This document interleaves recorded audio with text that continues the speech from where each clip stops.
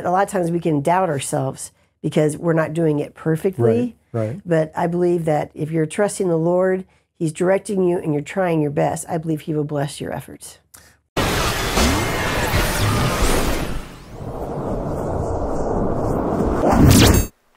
Hi, I'm Micah Clark with the American Family Association.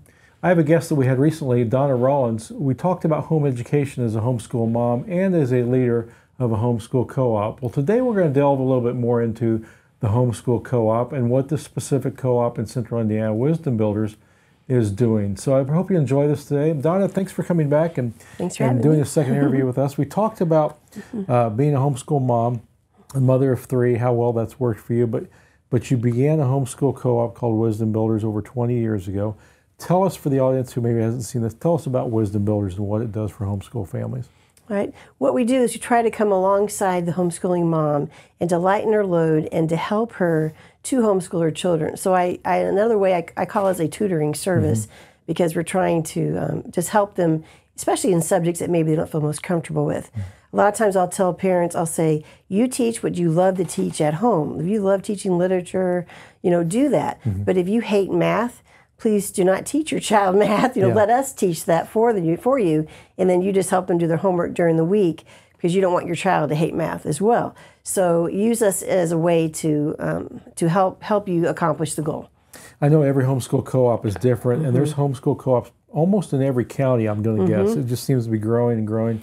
And some co-ops may just be a drama club, or they may be foreign language, but what all do you offer at yours? Because I think you cover a lot. We do. I was seeing homeschooling moms going here for an art class, here for a gym class, just doing all this running around, and I thought that's just a waste of time. So if we could have it a one-stop shop, that would be great. So all the things that you're interested in doing with your children, let's see if we can offer that for you. And so we do all the core classes, we do many electives, but then we also do things like we have art, we have drama programs we have like 4 or 5 different drama programs for various age groups, even for our alumni because they didn't want it to end. So we have alumni drama.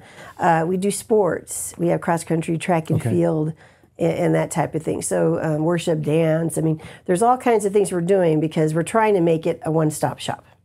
Then tell us, audience, again, we mentioned this last time, but you think, well, how can that be done? Well, you've got a lot of kids there. How many families do you have in your... We have close to 300 families, close to 500 children, and the people that teach the classes, I look for, first off, they have to love Jesus Christ, and they have to have a passion to teach, passion about their subject, and expertise in their subject, and also they have to love kids and want to teach kids.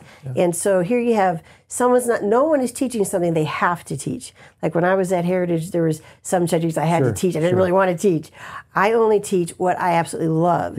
So your child comes and they're being taught by a teacher who's passionate about it, and they want to teach that subject through the grid of Scripture, through a biblical worldview as well, and they care about children. So to me, that's an awesome way of your child to learn. I don't know, but I wondered, do you have any retired teachers who still want to teach? Yes, I do have some of that. I have some pastors who teach, for us as well. Yes, we get a wide variety. I've even had some grandparents sometimes, come in.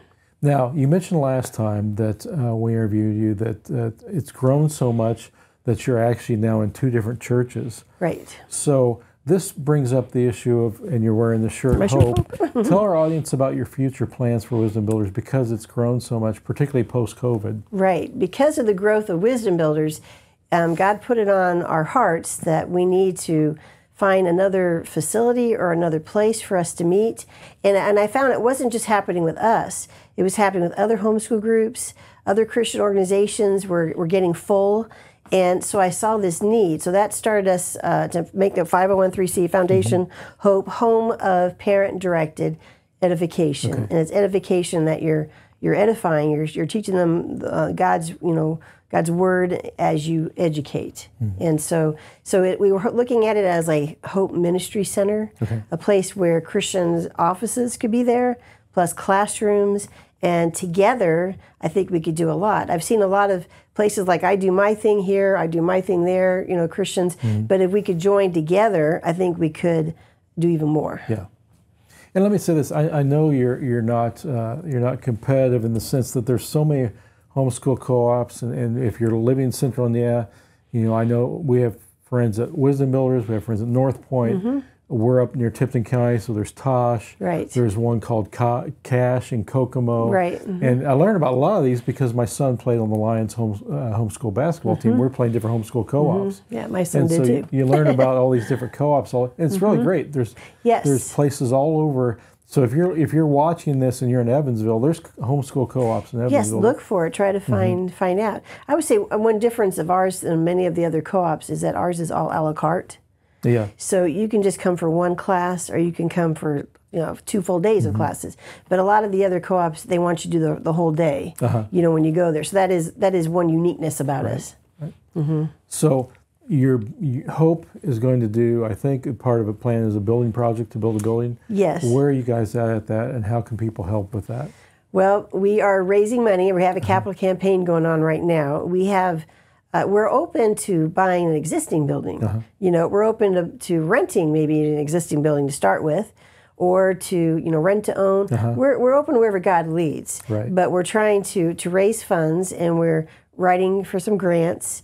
And so we're kind of early in the process, but we're hoping that we can accomplish this, and then together, like I said, we can do this and afford it, and I believe we can.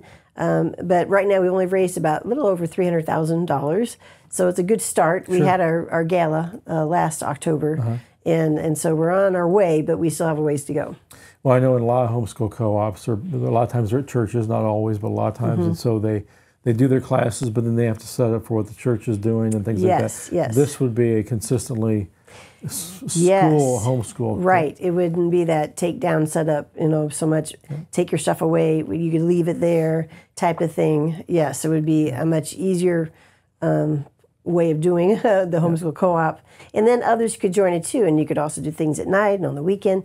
A lot of we are limited 2 days a week. We meet on Mondays and Tuesdays, where we would like to maybe do a party on the weekend, or a family dinner for everybody, and you're limited in what you can do. So if you had a place, I think homeschoolers need a home, is what I feel like. And if we had a home with a master calendar, then many groups could use it, and we could really, I think it would be awesome.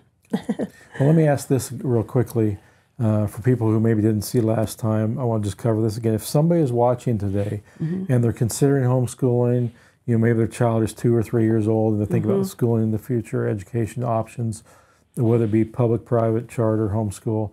What are the laws and the rules about home education? We're pretty blessed in Indiana that it's and I know years ago there was some stigma about homeschooling, and we even had legal problems back then with truancy laws. But homeschooling has gotten so big and people know about it.